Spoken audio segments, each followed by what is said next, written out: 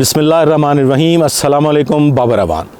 ख़वातीन व हज़रात, मैं स्नो क्रॉस 2024 के लिए आज़ाद कश्मीर आया हुआ था और हमने ट्रैकिंग करनी थी और उसके लिए मैं टीम्स के साथ यहाँ पहुँचा हुआ था। और स्नोफॉल ऑल्दो पहले के मुकाबले में 25% हुई है, लेकिन बार का स्नोफॉल तो स्नोफॉल होती है। बड़ी शदीद किस्म की वो ये ट्रैकिंग थी, बार का वो अल्लाह के फजलो करम से हमने मुकम्मल की। और अब इस वक्त मैं हूँ कोटन जागरान रिज़ॉर्ट। यहाँ जब मैं आया हूँ रात को तो मैंने टीवी पे कुछ ख़बरें देखी, कुछ लोगों की बातें सुनी और मेरे दिल को बड़ी तकलीफ़ हुई। तकलीफ़ ये हुई कि ख़वातीन व हज़रात, हम जिस बहरान से गुज़र रहे हैं और जो हैंड टू माउथ लोग हैं, जो तनख्वाहदार लोग हैं या जो मज़दूर तबका है, उनको भी मैं कहता हूँ कि वो भी बड़ी लगी बंधी उनकी इनकम होती है। और ज़्यादा तादाद हमारे मुल्क में तनख्वाहदार लोगों की है और मज़दूर लोगों की है। जो रॉयल लोग हैं उनकी तादाद बहुत कम है, लेकिन रॉयल को फ़र्क कोई नहीं पड़ता, जो मर्ज़ी हो जाए। ख़वातीन व हज़रात, पिछले एक ख़ास अरसा से बिजली के बिल, सुई गैस के बिल, फ्यूल की प्राइसेस ने आवाम का कचूमर निकाल दिया। लोगों ने अपने घरों के ज़ेवरात बेचे, बेटियों के जहेज़ बेचे, अपनी छोटी मोटी सवारियां जो थीं, किसी के पास मोटरसाइकिल थी, वो भी बेच दी और ये बिल अदा किए, जिनमें रोज़ बरोज़ इजाफ़ा होता चला गया। और आज नौबत ये आ चुकी है कि अब कुछ और बिकने जा रहा है। अब असमतें बिकेंगी और ख़रीदार कोई नहीं होगा, क्योंकि जो माशी हालात हैं वो ए से लेके जी तक बदहाली का शिकार हो चुके हैं। और अब मुझे लगता है कि एक बड़ी तादाद ताइफ़ों की शक्ल में कोई सऊदी ममालिक जो है, अरब ममालिक जो हैं, उनका रुख इख्तियार करेंगे, क्योंकि पाकिस्तान में तो अब गुर्दा भी ख़रीदने के लिए कोई तैयार नहीं है। ये बदतरीन हालात इस मुल्क के हो चुके हैं। और 2017 में आखिरी बार एक नारा लगा कि say no to IMF, absolutely not to IMF। उसके बाद आपने हालात देखे कि हमने कशकोल हाथ से छोड़ा ही नहीं और उस कशकोल को लेके हम दर बदर फिरे। IMF से तो हमने कर्ज़ा लेना ही था। अब IMF की सूरत हाल ये होती है, ये आम अवामुन्नास के लिए, कि IMF जब कर्ज़ा देता है तो वो पहले शराइत तय करता है कि ये कर्ज़ा आपने वापस अदा कैसे करना है। हमारे पास फ्यूल है, इलेक्ट्रिसिटी है, गैस है, जिसमें हम टैक्सेस लगा के अवाम की रगों से खून निचोड़ के IMF का कर्ज़ा वापस करते हैं, और जो मुसलसल बढ़ता चला जा रहा है। ईवान मछली मंडी बना दिया गया है। पहले हमने 2018 में धरनों की सियासत से इस मुल्क का बेड़ा गर्क किया। किसी से ढकी छुपी नहीं है। मैं कोई किसी के हक़ में बात नहीं करूंगा, किसी पॉलिटिकल लीडर के हक़ में बात नहीं करूंगा। आप लोग बहुत अच्छी तरह से जानते हैं कि मुल्क किधर पहुंच गया था। हमने नारे लगाए कि हम प्राइम मिनिस्टर हाउस को यूनिवर्सिटी बना देंगे, हम बड़े बड़े महल्लात को यूनिवर्सिटी बना देंगे, पब्लिक के लिए ओपन कर देंगे, गवर्नर हाउसेस को पब्लिक के लिए ओपन कर देंगे और वहाँ से हम रेवेन्यू जनरेट करेंगे। हमने एक भी काम नहीं किया।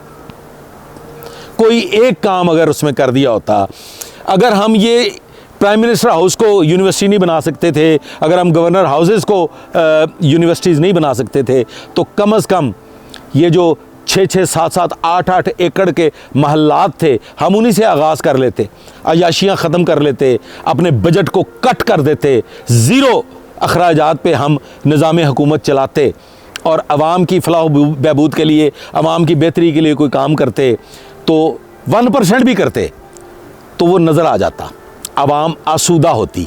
हालात ये हो चुके थे कि बदतरीन, मुल्क किस तरफ जा रहा था, क्या होने जा रहा था। आज मैं आज़ाद कश्मीर में बैठा हुआ हूँ, आज़ाद कश्मीर भी हमने भारत को दे दिया, उधर तुम इधर हम, वो भी सिस्टम ख़त्म हो गया। पहले यहाँ पे हमारे बॉर्डर पे बड़ी टेंशन होती थी, LOC पे अक्सर फायरिंग हुआ करती थी, अब ये पुरअमन है, यहाँ पे कुछ नहीं है। कश्मीर बनेगा पाकिस्तान, हमने पैदाइश पे जब होश संभाला तब से सुनते चले आ रहे हैं, वो किस्सा ही ख़त्म कर दिया गया।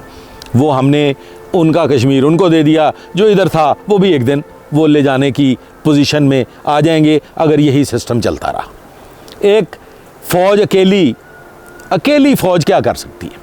जब तक हमारे पॉलिटिकल लीडर्स, जब तक अवामुन नास होश के नाखुन नहीं लेंगे, तो अकेली फ़ौज कब तक लड़ेगी? नहीं लड़ सकती, किसी भी मुल्क की अकेली फ़ौज नहीं लड़ सकती। बाहर कैफ, मैं वापस मुद्दे की तरफ आता हूँ।